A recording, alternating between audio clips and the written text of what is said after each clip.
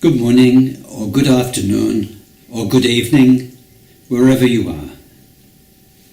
Today, I'd like to say a few words about karma. It's a very huge, very important topic, of course related to Buddhism. And I'd just like to say some very simple but vital things. First of all, the term itself, karma, is simply Sanskrit for deeds, doing, actions. And all of the teachings on karma are about the power of what we do. How what we did, what we have done in the past has made us who we are today, has made us have the experiences, the unique experiences of today. And how what we're doing today is writing the very story of your future and of my future. It's about doing deeds. And this is the first point. It's about the nature, the energy, the power of what we do. The actual deeds, the moment they happen. Not how we describe them to ourselves afterwards. Not how we rationalize, explain, sometimes cover up, sometimes embellish the story of what I did. Or sometimes even paint a much darker picture than was the truth. The interesting point about Lord Buddha's teaching is that it gives us a longer term perspective on what we do. Not just showing the immediate consequences, the ongoing consequences in a shorter term, but the longer term impact of deeds on their doer. This, of course, happens over lifetimes. In Buddhism, we think things happen through karma.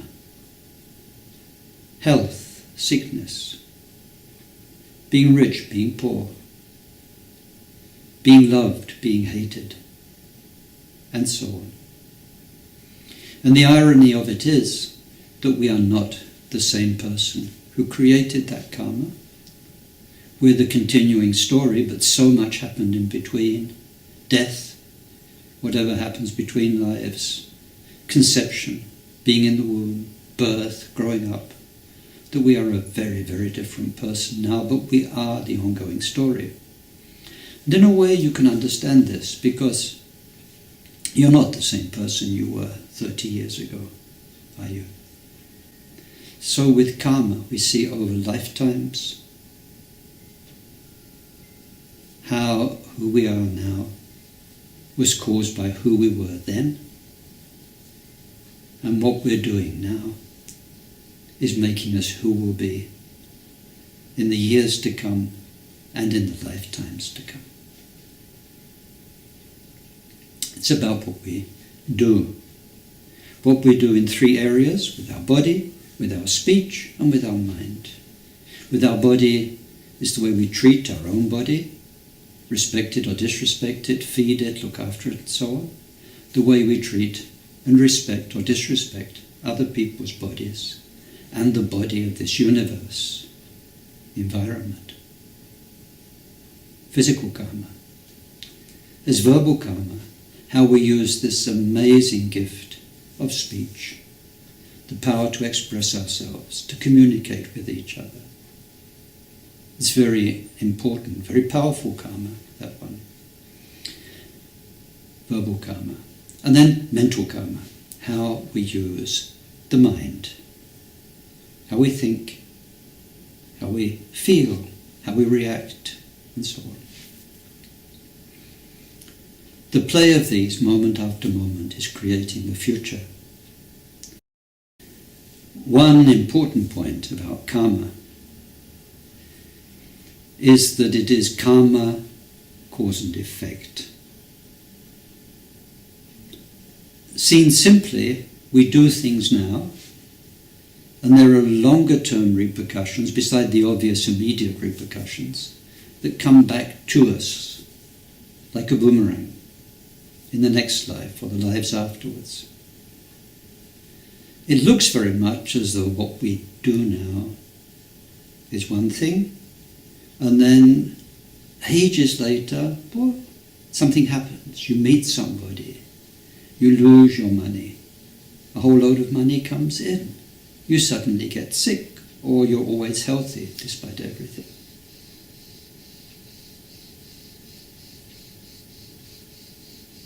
It's not quite like that. And let's take the example of a seed. When you plant a seed in the ground in the autumn, then it disappears from sight. So you've done your planting, one busy day, and you do all you need to do, and then it's finished. And then months later, something comes up, and it grows, and in the end you'll get your fruit or your harvest. Cause and effect. Looks like two things. But actually, of course, we know the seed never stops. From the time you bought it, put it in the ground, it stays underground, it's dormant, and then when triggered by the warmth and the moisture of the spring, it starts to germinate and grows and eventually produces whatever it does. It's a continuous process that's initiated at the beginning and carries on uninterruptedly. So one thing we come to appreciate about karma, it's not as though we do things and by some mystical, weird, magical process, there's some reward or retribution in the future. Almost as though somebody up there, out there, is judging and awarding or punishing. And it's not at all taught as being like that. It's in the very nature of the deeds themselves. You create the future the very moment you do, you say, you act with respect to another human being or yourself.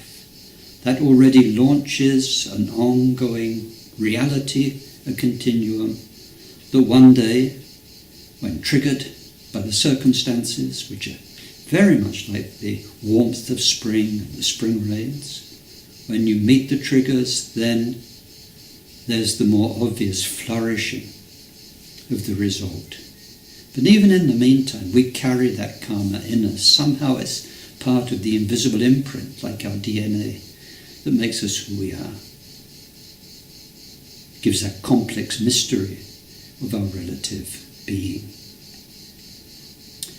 And the important point about karma is that there is what we humans would call a moral quality about it. All the things we do which are based in loving care, kindness, respect for each other, they bring happiness back to their doer. Good results. Protecting life brings long life. Being generous brings prosperity. And the things we do that harm other beings and harm our own being, like taking narcotics, abusing our own body, stealing things from others, disrespecting their bodies, being violent, and so on. Those things, without there being any external agent, a god or anybody like that, by their very nature, set in motion a process that will bring ugly, suffering, unwanted experiences to their doer. This is what we don't see. We can't see it unless you are incredibly clear-minded and clairvoyant. So anyway, I just wanted to make those few simple points about karma, that it is about the power of what we do, that it is that ongoing process. It's very natural. It makes so much sense. The more you know it, the more you realize it's simply to do with the way the mind works. And as even the quantum physicists will tell you these days, everything is mind, consciousness. And the way karma works is by the way that consciousness and our cognitive processes function, the way they program themselves. It's as simple as that. The details are very complicated. Because it is like that, I'd like to conclude with a request. We humans have such wonderful, wonderful possibilities. We must love and care for each other. This is not only good in the short term, it's good for each of us in the long term. It makes for a better world now and a better world in the future.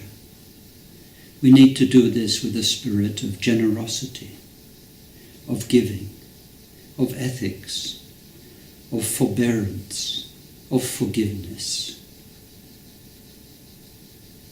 These are the good things. And in particular with our body, in this critical time, we must respect all the other humans on this planet. They are our brothers and sisters. And be very ethical in what we eat, what we wear, what we use, so that it doesn't cause suffering for them, or for the environment in which we live. We must be careful and mindful with our physical karma, with our speech, this precious human gift that is so easy to abuse. And the terrible thing is, very often we say the worst things to the ones that really we love the most. Brothers, sisters, partners, husbands, wives, children, parents, the people very close to us. Somehow the closeness leads to a familiarity which lends itself, unfortunately, to abuse of speech. This gift of speech, please only ever use it to tell the truth, to reconcile people, to bring harmony. And then the karma of our mind is a rather special karma. It's much more ongoing than the others. Please care for your mind. Mind is the power behind body, speech and mind. Care for your mind beautifully. Look after it with good thoughts. Fill it with kindness. Fill it with ease, accepting what can't be changed. Thank you. That's probably enough for now. Wishing you all a very, very good day.